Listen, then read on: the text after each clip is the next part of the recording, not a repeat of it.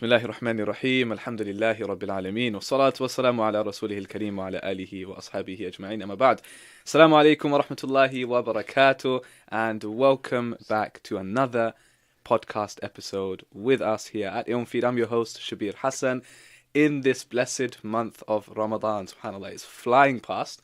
I hope everyone's been having an extremely, inshallah, beneficial and productive Ramadan so far, and I hope you've been enjoying the podcasts that we've been putting out there to hopefully add some value to yourselves in this blessed month, whether it's to do with acts of worship or whether it's to do with spirituality in general. But here's the thing, today we have got a very special episode for you, and it's very relevant to the month of Ramadan, because Ramadan is a month of the Quran, and we must, of course, have a podcast episode which is dedicated to the Quran. It's just a must, right? Especially as we're approaching the end of Ramadan, there's a lot that we can kind of learn, inshallah, from today's episode to implement and to kind of make use of those last few moments that we have in this month, and then how to kind of take it forward as well outside of Ramadan, inshallah. So it gives me great pleasure to introduce a very dear brother of mine who I'm actually meeting for the first time, but I feel like I've known him for a long time myself. The founder of what you've probably heard of actually very recently, because it's hitting the headlines, most definitely. The founder of Quran Club, the Quran Club app, which we'll speak about later, inshallah. My dear brother, Ustad Talha Ghannam. Assalamu alaikum. Wa alaikum assalam. How are you? Alhamdulillah. How are you? Alhamdulillah, I'm good. Surviving the fast? Yes. How's Ramadan going so far? It's good. Yeah, it's actually, I was worried about this Ramadan, Yeah. but it's actually been a lot easier than any other one. Yeah, alhamdulillah. We were just saying just before the show that we can't even, offer you a glass of, not even water, the saying goes. Can't offer you anything, but alhamdulillah, jazakallah khair for joining us. I know you've travelled down and you're fasting, and mashallah, you're doing missions in Ramadan. And I've been travelling the whole month. You've been travelling a lot, so right? It's in my genes at the moment. Alhamdulillah, but I think that's the beauty of when you're just serving the community, and the Quran, subhanallah, like I've realized the Quran, like Allah honors people through the Quran. It's amazing. When a person loves the Quran, when a person goes out of their way to propagate and to promote the Quran, I feel like because I've met so many people that are in that field of Quran, I just feel like subhanallah, the Quran opens up doors for you. So I'm sure you must have seen that, right? I mean, I'm praying that I'm one of them. I mean, you have to be accepted by Allah, right? So, and I think that's the thing. People think that I'm serving the Quran. I think it's Allah that's honoured us to be able to work in this field. My job is to get people to read Quran. I mean, that's amazing, yeah. There's not many people that can kind of wake up every day and think, right, this is kind of mind, body and soul alignment. Actually, one of the things about Ramadan is one of the few times where your mind, body and soul align, because your mind, you can't eat, your body, you can't eat, and your soul, you're kind of worshipping Allah. All of them are kind of geared towards that phase. But yeah, alhamdulillah, it's been a great journey so far. It's been crazy growth, alhamdulillah, and it's been just amazing to see Allah's tawfiq kind of coming in, and we're asking people to just continue to pray for us and to use the app, inshallah. Inshallah. Okay, so with the Quran, this is the month of the Quran, right? So this is so far, we're coming towards the end of the month, and it's gone by, of course, super quick. And I guess everyone has that feeling every single year. It's like, okay, this year's going to be the year. And then next thing you know, it's just like, a few days, few weeks go by, and then we're into the last 10 days, which is exactly, the time that we're in now. So a lot of people have been reading the Quran. But one thing I want to speak about is more of the connection with the Quran, because a lot of people can read the Quran, but that doesn't necessarily mean you have a connection with it. Or you could listen to the Quran, doesn't necessarily mean you have a connection with it. Does that make sense? So I just want to start with having a connection with the Quran. What does that mean to you?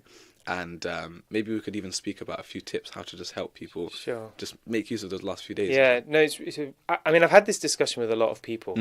How do you begin a journey with the Quran? People think you're just suddenly going to open Qurtubi and start opening and receiving these divine inspirations and meanings. But it doesn't work like that, and the Quran doesn't reveal itself that way to you. Nor does it reveal to the Prophet ﷺ in that way. The first word of the Quran, it wasn't i'lam, it wasn't idras, it wasn't to know or to study. It was to read. Reading was the first commandment of Allah Azza wa Jal. Out of all commandments, it wasn't to pray, it wasn't to fast, it was to read. And that's got me really reflecting quite a lot. Here's one of the greatest change makers by the testament of non-Muslims, who Michael Hart listed as number one as the most influential person, John Adair listed as the most influential leader, an example of a leader.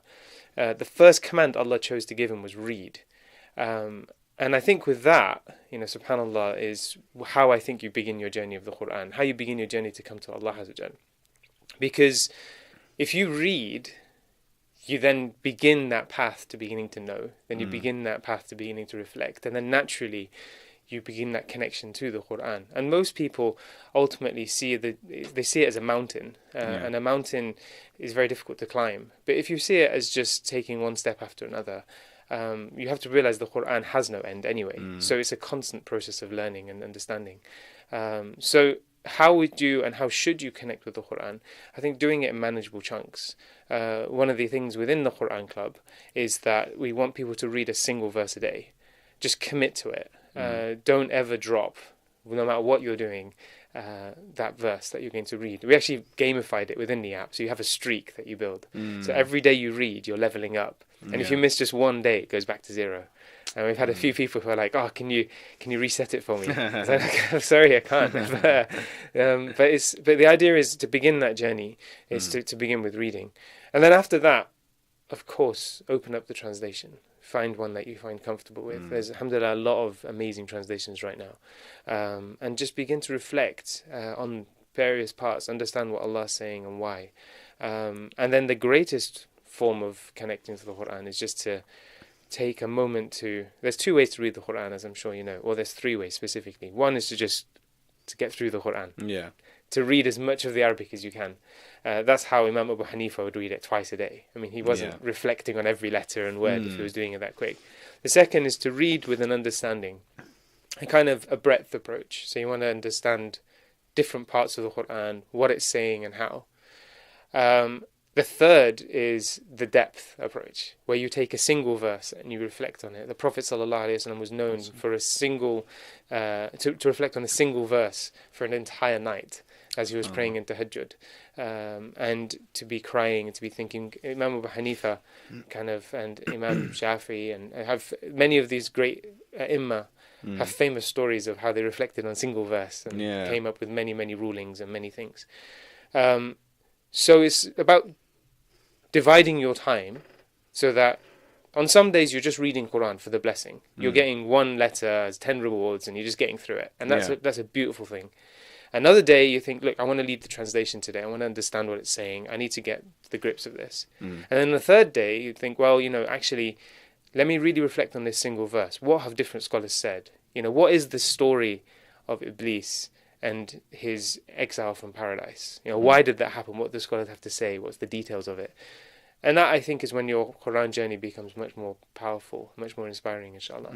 See, because a lot of people in Ramadan especially, they do focus on the khatam aspect of things, which is trying to... Right? Yeah, of course, it's sunnah. Prophet did it every Ramadan, no doubt about it. And he used to read to Jibreel alayhi salam, which is like, can you just imagine that gathering, having the Prophet recite Quran to Jibreel?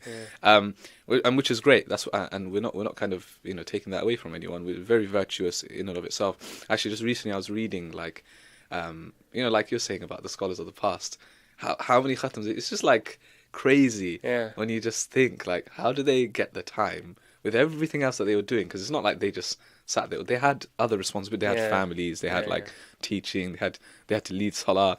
And then so I was reading about like Qatada rahimahullah, how in the first part of Ramadan, every 3 days he'd do a khatam. So when you read that, you're like, okay, every 3 days, not too bad.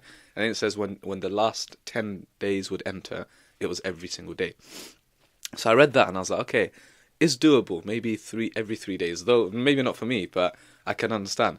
And then you carry on reading, and then you read about who is it, Imam al-Bukhari, where every day one khatam, right? So it's like, okay, that's crazy, yeah? So 30 done by the end of the month. And then I read about Imam al-Shafi'i. His student says that like every Ramadan, 2 a day without fail. That's 60 khatams. They say it's a karama for him, It's crazy, like, subhanallah. So you kind of read stuff like that and you're like, how on earth did they manage to do it? Like, Yeah. how much barakah did they have in their I mean, they time? say it's a gift that Allah gave them, because it's Yeah. like how just calculating the time to read Yeah. 60 chapters of the Quran within 24 hours. Yeah. Allah must have given a gift of, barakah Yeah, in yeah, the yeah. time. Which actually makes you think about it. People Yeah. make an excuse that they don't have time to read Quran, and they don't have time to. These people were the busiest of all people. I mean, the number of books they wrote, and the number of students they had, and they must have had an immense amount of responsibility to their communities. But yet they managed to fit that in. Yeah. And then when we hear these out of the world numbers, Yeah. it just makes you think. Actually, if I give time for Allah, Allah gives time for me. He opens up my time. That's a good point. So yeah, so on the khatam point, so that's one thing, and then but the thing that you're focusing more on is the reflection as well, which is like the next stage. Yeah. Reflecting over the Quran, which I think a lot of people maybe aren't doing, or maybe they want to do, but they just don't know how to go about it. Sure. You know, some people are actually quite apprehensive and scared. Like, I don't have knowledge. How could you possibly expect me to reflect over the Quran? Shouldn't I have a teacher to guide me through that? So what would your approach be maybe to just begin, like, for anyone out there, maybe doesn't even understand Arabic, but a complete beginner at this stage, what would your first kind of steps be? Yeah. So we have a Sunday school, and I've been teaching this year for about 60, 70 different students on reflecting on the Quran. We came up with various different ways of what they should do and what they shouldn't do, and you set out the rules of kind of guidance as to what you can and can't reflect on. I said, look, you're not going to derive legal rulings from the Quran. So anytime you read something that's a legal thing, don't begin to interpret it. Yeah. Appreciate it, and then maybe ask your question in class and we can talk about it. Yeah. What your role to do is to try and derive kind of spiritual fawaid, understandings, beneficial aspects of the verse. And what we said was we came up with this lawnmowers approach, which you think what's a lawnmowers, but it's basically a series of different things you need to look at. And each of those is an aspect of a verse that you can look. So, for example, an A is for look at another verse that relates to this verse, and how they're connected, and why Allah has mentioned this in this particular part, that in another part. You've got N for kind of the surah name. So what's the connection between the surah name and this particular thing? You've got the names of Allah Azza wa Jal. So one of the really interesting parts of a verse is the name Allah chooses to begin it or end it or mention it in there. There's stories of people who'd recite the Quran and they'd make a mistake by saying the wrong name at the end, and someone would correct them, and they said, well, how do you know? And they said, well, it doesn't fit that this verse ends with this name. So, and Allah Ghafurun Rahim versus and Allah Alimun Hakim. That Allah is all merciful and forgiving. A lot of people take that for granted, at that point. It's really interesting how you just think it's just random, like Allah just put random names at the end of verses, Ghafur Rahim, Tawwab Rahim.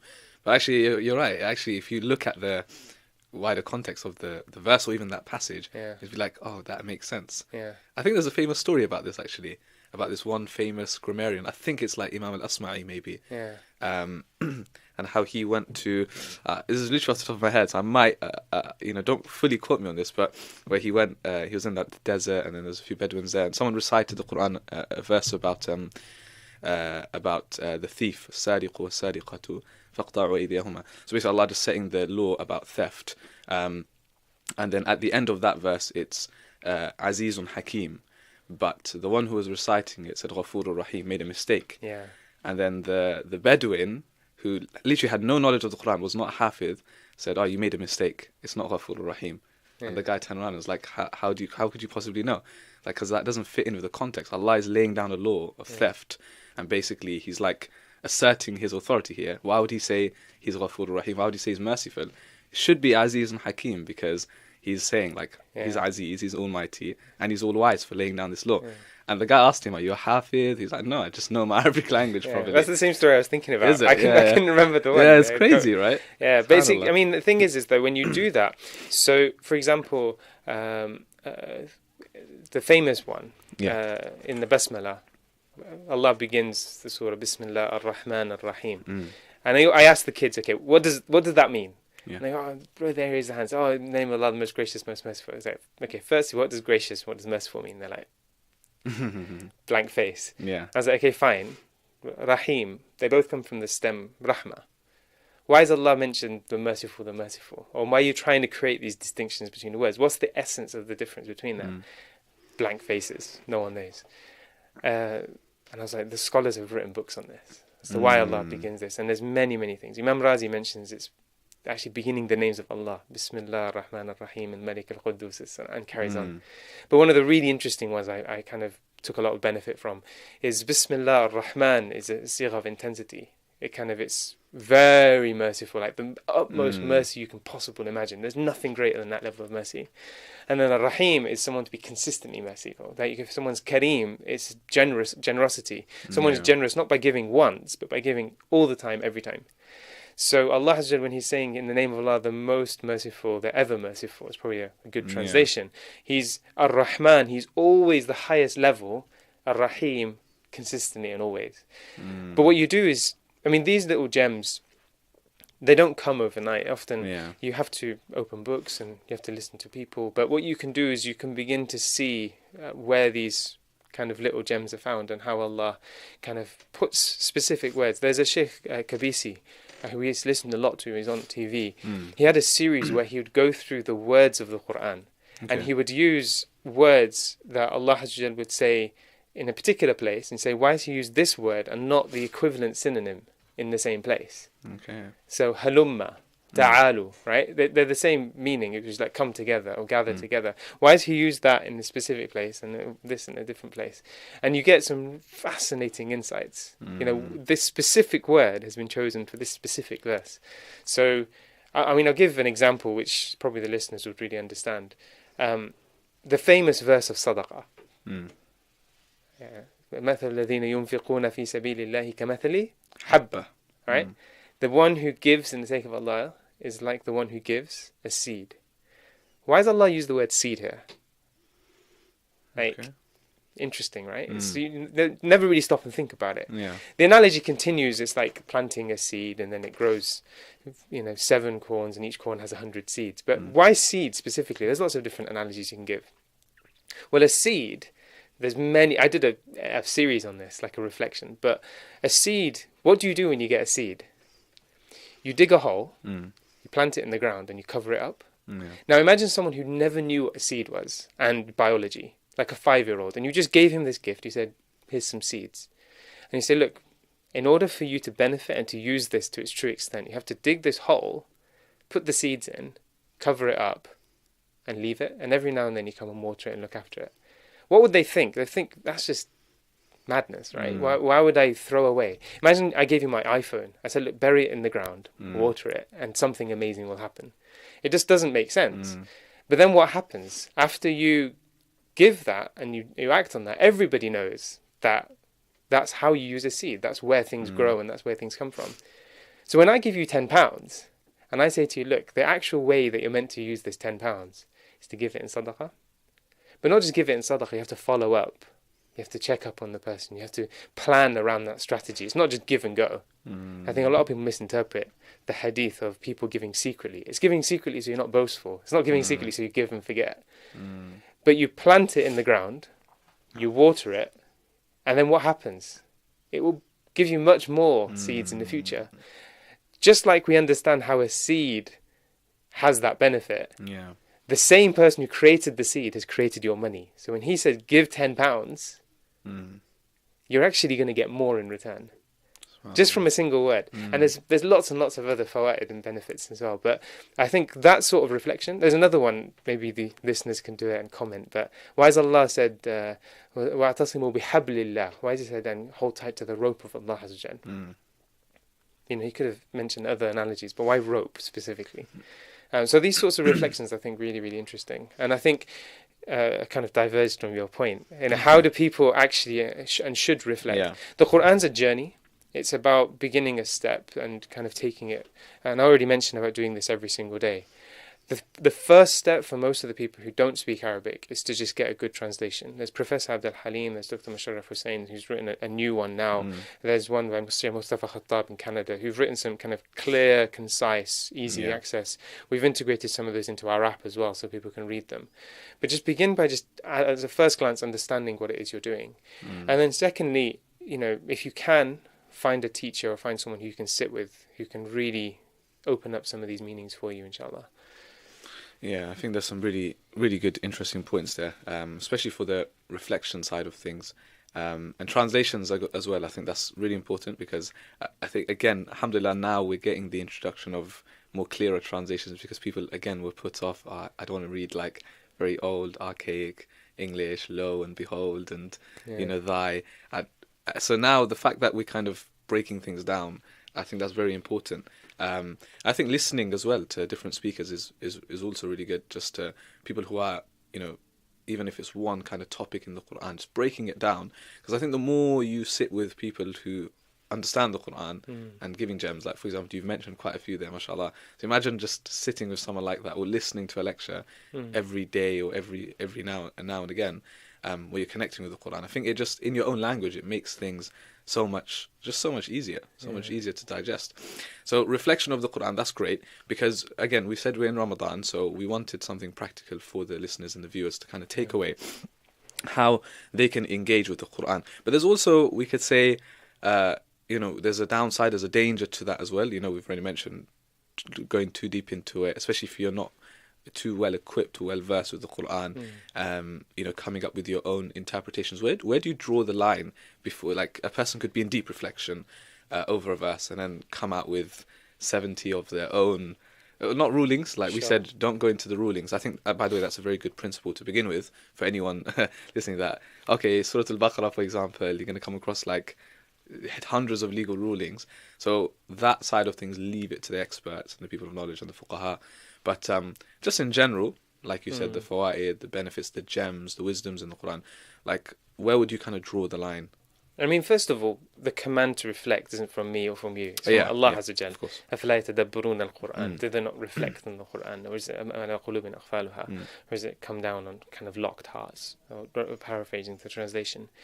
But the key thing is, how and what and where do you draw the line? And the answer to that isn't straightforward. The best answer I can give is find a teacher who can you can approach and ask whenever you do have a question or you do have an understanding, and someone who can guide you through the way. But I know that's not always accessible, especially nowadays. Many people aren't necessarily qualified or accessible. So there's a lot of good series you can do which guide you as to where and what you can kind of learn and reflect on and how that works. I think anytime you sense that you're kind of going into a territory that you're unsure about, like we said, don't go into any legal rulings. That's a science in itself, how to derive rulings. I'll give you an example for those listeners. The famous verse of wudu. إذا كنتم للصلاة فاغسلوا وجوهكم وأيديكم إلى المرافق وامسحوا برؤوسكم. Right? So Allah is commanding people, when you want to go and pray, go and wash your face and hands to the elbow and wipe, and he says برؤوسكم here. Now this letter ba, single letter in the Quran, scholars have differed, and there's the formation of the four madhabs, each one giving a different ruling on what they interpret this ba to be. The Hanafis interpret it in the context of a hadith, saying it's referring to the forelock, the front head, and they say you have to wipe a quarter of the head. The Shafis say it's actually referring to the ba'diyah, just referring to a single strand of hair would be sufficient to complete your wudu, because you're just doing a thing. And the Malikis say it's actually za'idah, it's not necessary, and you have to wipe the entirety of the head, or not necessary is the wrong word, but it's wiping the entirety of the head is the obligation here. A single letter, you get three different interpretations. Now, why have they got those interpretations is the key, because they're all looking at different methodologies, different context, and you don't have access to that. In fact, probably most of us don't even stop and think, what's this ba? Yeah. So for us to start picking out legal rulings is dangerous. But what you can do is when Allah says, أَرَأَيْتَ الَّذِي يُكَذِّبُ بِالدِّينِ فَذَلِكَ الَّذِي يَدُعُّ الْيَتِيمِ وَلَا يَحُضُّ عَلَى طَعَامِ الْمِسْكِينِ. Have you seen the one who denies ad-deen? Not religion, ad-deen here is the judgment. And then what's the first thing when someone says, do you deny accountability? فَذَلِكَ الَّذِي يَدُعُّ الْيَتِيمِ. The one who ignores the rights of the orphan, or kind of oversees the rights of the orphan. Why is he mentioned orphan as the first thing, as Allah taking judgment? That you can reflect on. Why is he specifically mentioning these examples? Why is he mentioning not giving food to those in need? Then why does he immediately go فَوَيْلٌ لِلْمُصَلِّينَ? then he curses those who pray. Which is, wait, what? How can you curse someone who prays? And then Allah continues, الَّذِينَ هُمْ عَنْ صَلَاتِهِمْ سَاهُونَ. Those who, when they pray, they're heedless. They're not paying attention. And what's the connection between that and the earlier verses mentioned? That's what people should be reflecting on. That's a spiritual benefit. It's an immense thing that you can gain.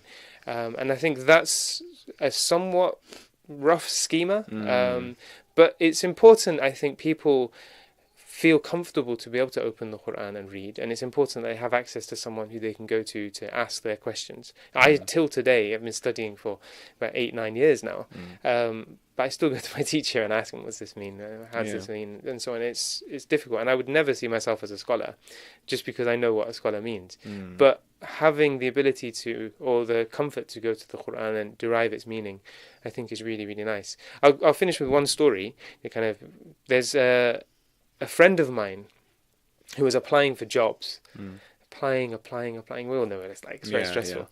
Kept failing, kept getting rejection. And he thought, this is just not working. And then once he landed an interview, the interview went well, got invited to the next round, and then he was on the final round, the last stage. He was like, inshallah, I'll get this.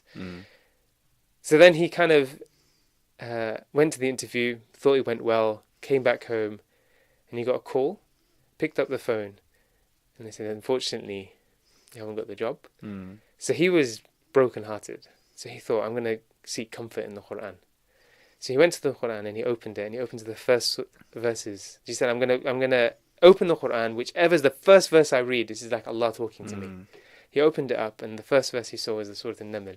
أَتَى أَمْرُ اللَّهِ فَلَا تَسْتَعْجِلُوهُ. The decree of Allah has already come, so don't rush it. I mean, that is a reflection of the Quran. That connection with the Quran, I think, is what we need to establish. Just an ability to turn to it in moments of need, and turn to it in just daily activity. The Quran speaks to everyone differently, doesn't it? Yeah. Because everyone's going through their own set of trials and problems. So it's amazing how one person could find one benefit in a particular verse, and another person reading it could find. And we're not saying either is right or wrong. Just saying that, like, that's what, how it relates to you in your particular life, which I think that's the beauty of the Quran. It's universal throughout all times, throughout all ages, different people from different walks of life. Even in the time of the Prophet, whether it was your Abu Bakr as your closest companions, whether it was a Bedouin or whether it was a poor companion, like, everyone came together through the Quran. And since you're mentioning stories as well, because as we're talking about reflections in the Quran, I think that's actually probably one of the best places to start is stories in the Quran, isn't it? Because, of course, if you jump straight into, like I said, Baqarah or a surah which naturally is going to have a lot of legal rulings, then it might be more difficult to reflect. But if you go to the stories, which actually, subhanAllah, was probably in the Meccan era, that's Allah was revealing mainly stories, isn't it? To kind of soften the hearts and strengthen the iman of the believers. Mainly it was stories before the Medinan period where a lot of the legal rulings were coming down. So I think that's, for me, like when I kind of, when I'm in classes, when I speak, when I discuss to other people, I always mention this point, like, there's like, that's kind of like Allah teaching us where to begin himself. He's showing us, like, very new Muslims, people who have just come into Islam, into the faith, in Mecca at the time. They're struggling, they're going through their sets of problems, they're getting, tortured, oppressed, psychologically, mentally abused, and they're kind of struggling, they're trying to find their feet.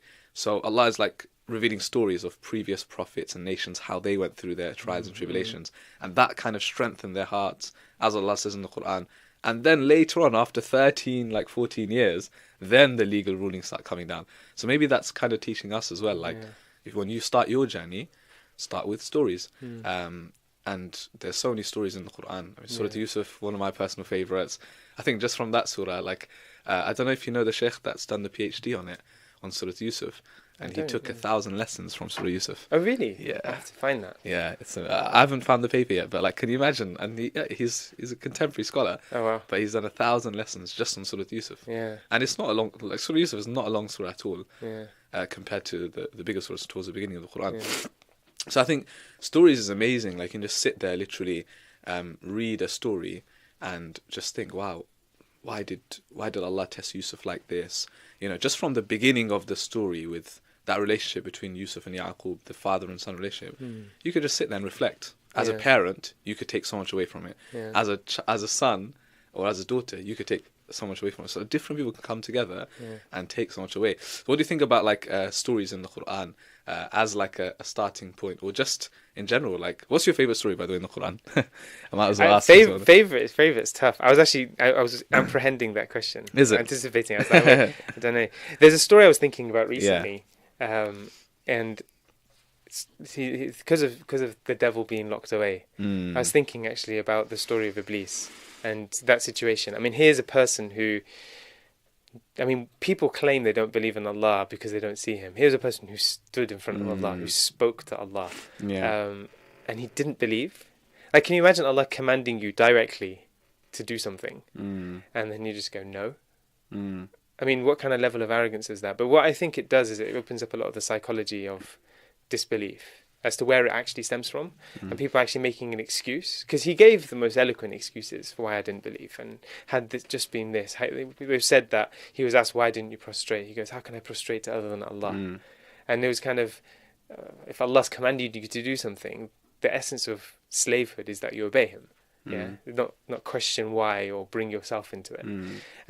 So there's a fascinating discussion, is it in the beginning of Surah Al-A'raf, where the discussion between Allah Azza wa Jal and Iblis takes place as to why did you not obey me? And he says, I'm better than him. I was created from fire and he was made from clay. And even if that was true, what it does is it shows a lot of the psychological elements of the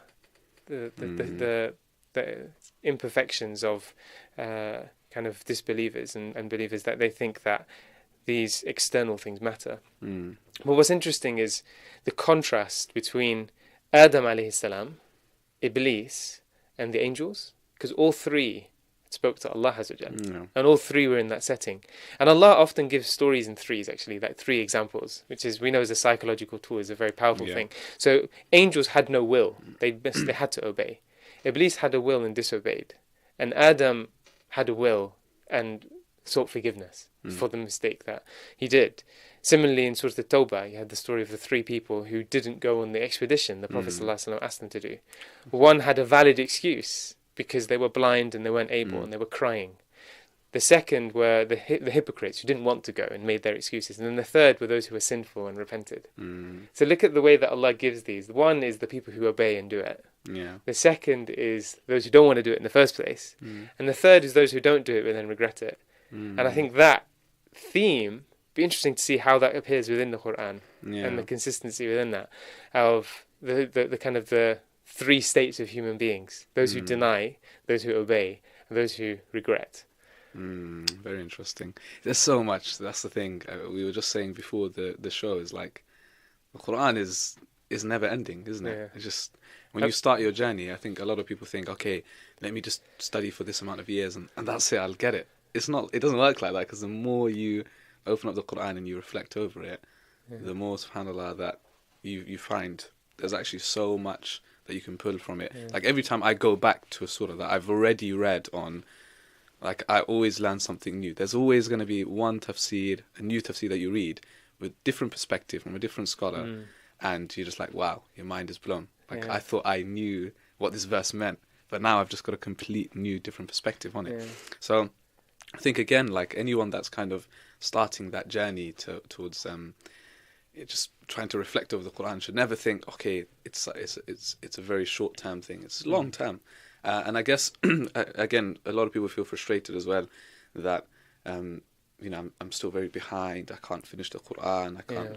But I don't think you can really finish it in that sense. You can finish memorizing it, you can finish reading it, but you can't finish learning and studying, and you can't finish reflecting. I mean, with the Quran Club, we set up this app to build a community around the Quran, so we can help each other, we can learn from each other, and ultimately, because the endeavour requires us to come together to do it. The hadith, the Prophet ﷺ in Sahih Muslim, is that people come together to read the Quran and study it together. The two go hand in hand.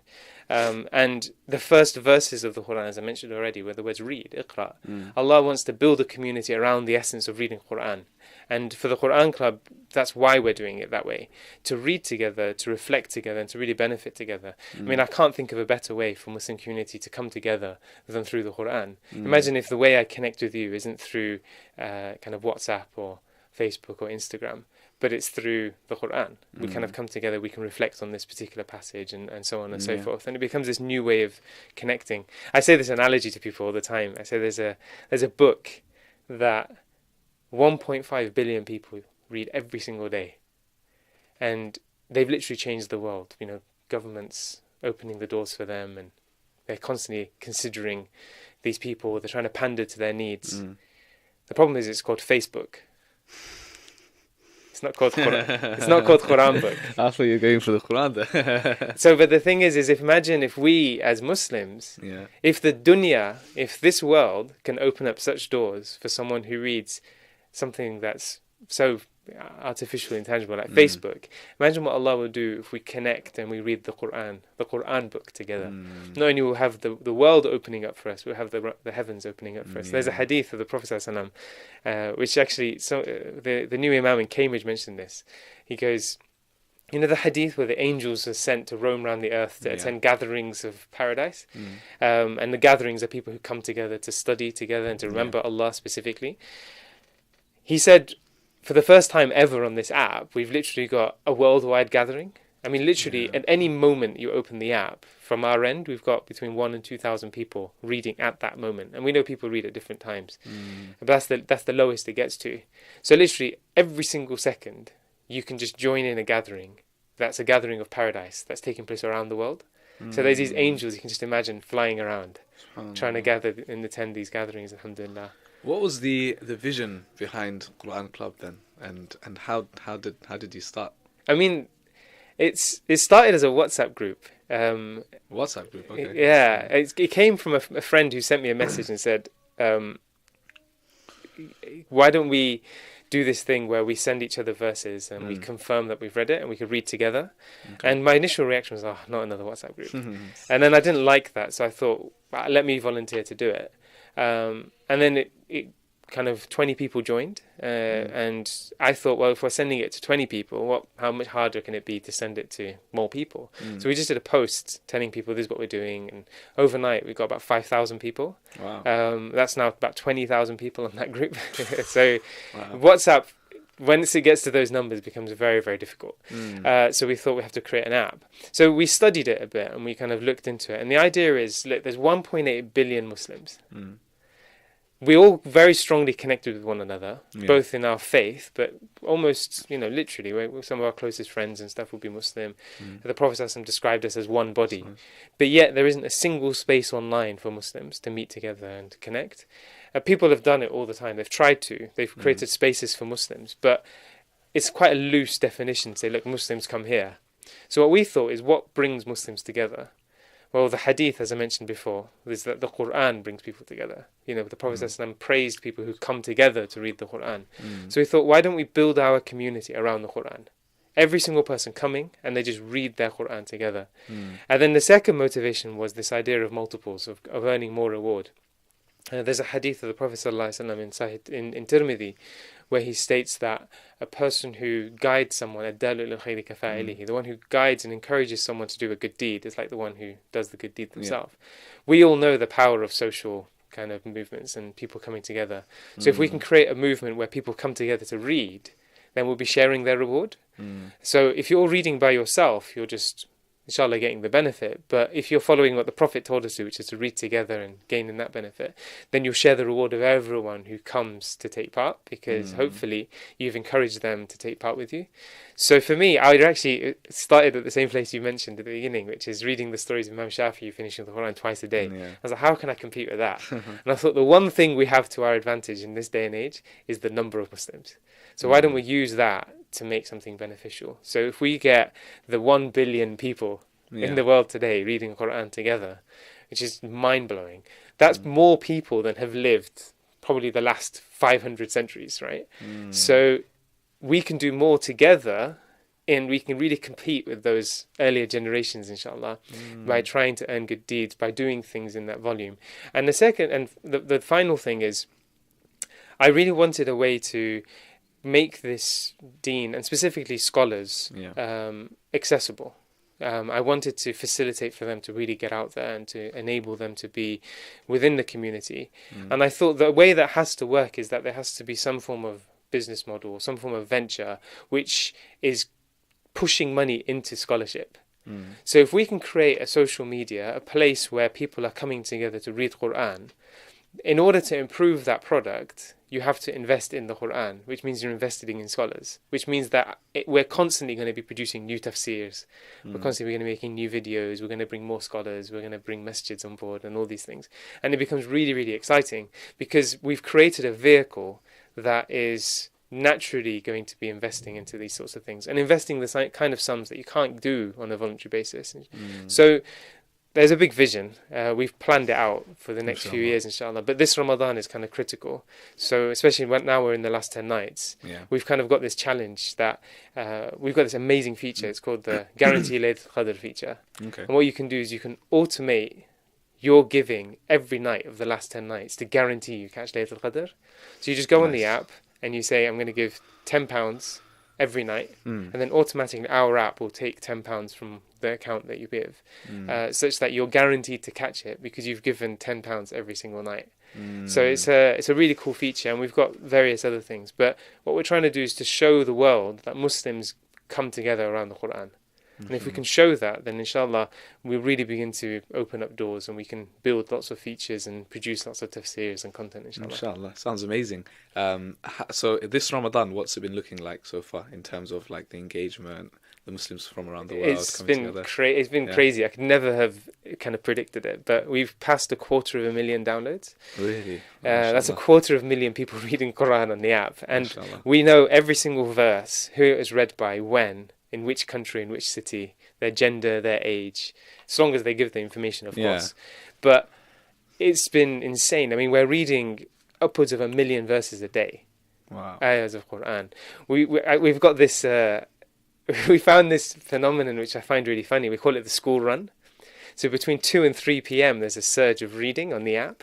And basically our idea is that we think it's the mums or the dads that go and pick up their kids on the school run, waiting for their kids. They open up the app and start reading Quran. So we're seeing people reading Quran in a way they've never done it before. And what's really beautiful about reading it on the Quran Club is you can take it with you wherever you go. So it's no longer just a book that's at home, but in those micro moments where you're waiting for the school run, you can just pull out your phone, read 1, 2, 3 ayahs, a couple of pages, and then close it and then pick it up next time you go to the shops, next time you go for iftar at someone's. You've constantly got it with you. And I think that makes it something that's very, very unique in the sense of your khatam and your reading is there wherever you go, which is much better than kind of a mushaf in that sense. So the stats have been incredible. We've got a 1 million page target. We've also got a £1 million target to try and raise money for charity. And at the moment we're smashing the page target. Inshallah the money target picks up as well. But we want to really try and make a positive impact on the world, inshallah. And the money's all it goes to charity, inshallah. It sounds amazing. I actually downloaded the app this Ramadan, alhamdulillah. It's very beneficial, and I think it's what's needed, most definitely, because it's not just the app, it's not just a Quran app where you're just reading. There's so many different other features as well. So I think, mashallah, it's amazing, and I pray that Allah subhanahu wa ta'ala blesses you guys for the amazing work that you've been doing, mashallah, with Quran Club. And of course, anyone listening and watching definitely has to, because mashallah, the ilmfeed family all over the world now, mashallah, different parts of the world. So this is not just for people here in the UK. Anywhere you are, inshallah, make sure you download the app and it's reading Quran at the end of the day in this month of Ramadan, these last final 10 days, inshallah. Let's make use of it, let's take advantage. I wanted to kind of end with some advice, because Ramadan is, of course, soon will come to an end, and of course we pray that Allah accepts all of our actions throughout this month, inshallah. But since we're on the topic of the Quran, Does Quran Club, the app, does it automatically delete itself on Eid day after Ramadan, or does it carry on? It's a whole year thing, right? It's a whole year Yeah. thing. Okay. Cool. That's good. That's good to know, because it seems like a lot of us, we just delete the app in our Yeah. in our own heart Yeah. sometimes. It's very difficult to keep up with the Quran. Yeah. I'm not saying that, like, as if I'm undermining or looking down on anyone. Like, I myself struggle. Yeah. Like, the kind of motivation I have in Ramadan to recite the Quran, the way I'm on it right now, I don't have that outside of Ramadan. So what would your tips be to someone to kind of carry on that journey after Ramadan? What would you say? It's all about sustainability. It's all about having the foresight to be able to predict, okay, I'm not going to be doing a khatam every month. Realistically, I barely can read a page at the moment. So just begin by committing to reading even a single verse a day. On the app, on the Quran Club, we've got this streak feature. Every day you read, you're leveling up. But open it up every day. Just make sure you read a single verse and just see how far you can get. And in no time, you'll be finishing the Quran once, twice, 3 times a year, inshallah. And you'll find yourself picking it up. And the second thing is that the Quran is with you wherever you go. And use and make use of the micro moments, we call it. A friend of mine, Hassan Shibli, he described it as, this micro moment of, when you're on the bus and you're waiting. Rather than opening Instagram or Facebook, or open up the verse of the Quran and read just like you do in Ramadan. Because it's funny, because most people in Ramadan do it, but outside Ramadan they forget. So you make the use of those moments in between the moments. So when you're walking to something, most people now are probably walking and looking at their phone. They shouldn't be. They should be looking at the road. But read the Quran in those moments. When you're waiting for someone, read the Quran.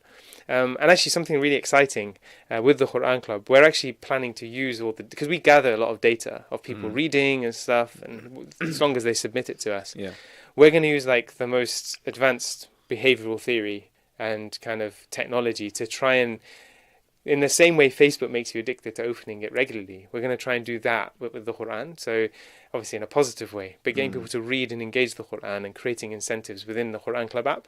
So we're trying to use technology to help facilitate it, to combat some of these negative forces that are at play in the world. But at the end of the day, it's all down to your own will. So if you make the task smaller, just say it's a verse a day. We've had the WhatsApp group I mentioned we started 4.5 years ago. We've now completed the entire Quran cover to cover almost 1.5 times. And I know for a fact many of the people who've been reading with us never read the Quran before. They've told me that. They said the only Quran they read is through that WhatsApp group, and now through the Quran Club app. But it's we sent them half a page a day with the translation, and they just do that every single day, and they got through it in no time. And subhanallah, that's how Allah benefits things. The Prophet ﷺ said, "Qalilun tadumu alayh khayrun min kathirun." Can't remember the ending of this, but a small amount that you are consistent on is greater than a large amount that you're inconsistent on. So it's all in the small deeds, inshallah. Inshallah. I think that's a great piece of advice to end on. To continue, inshallah, the journey of the Quran after Ramadan by reciting, even if it's a small amount every single day. I think that's very realistic for most of us, because everyone's just so busy nowadays, and everyone's just got so many commitments that they're trying to juggle. So I think it's just a realistic way of keeping in touch with the Quran, rather than just completely putting it to a side. Or nowadays it's not the book, nowadays it's the apps like Quran Club, where it's just kind of inactive for a year or so. But inshallah, we pray that Allah allows us to become people of the Quran, inshallah. Ustad Talha, it's been an absolute pleasure to have you on. Thanks for having me. Thank you so much. In the month of Ramadan, I know it's a difficult one, but you didn't fall asleep, which is good. No, alhamdulillah. And even in terms of the Quran Club, I wish you all the best. I've been following your journey, even on your personal page, just to see the growth, mashallah. And it's just every day it's growing, which is I'm honestly very proud to see. And I pray that Allah SWT continues to bless you guys. Again, all of our ilmfeed viewers, listeners, please, inshallah, do download the app and read the Quran and build your connection with the Quran, because especially for those of you who are struggling, you feel like you need to take time out, and on previous podcast episodes we've spoken about that, embedding that spirituality within your lives. And if you got your phone with you everywhere you go, so you might as well make use of it, download the right apps like this app, inshallah, to help you bring the Quran more into your life. Barakallahu feek, thank you so much. Jazakallah khair. Inshallah, we hope to maybe have you back on soon to update us the crazier stats, inshallah, as to how people have come together to recite Inshallah. more Quran. Jazakallah khairan. And thank you to all of you for tuning in. Inshallah, hopefully you found this podcast episode beneficial. Continue to make dua for us in this blessed month of Ramadan, inshallah. Make sure you subscribe to the YouTube channel. Make sure you subscribe to us on iTunes as well. Spread the word, make dua, and we'll be back with you very soon. Take care. Assalamu alaikum wa rahmatullahi wa barakatuh.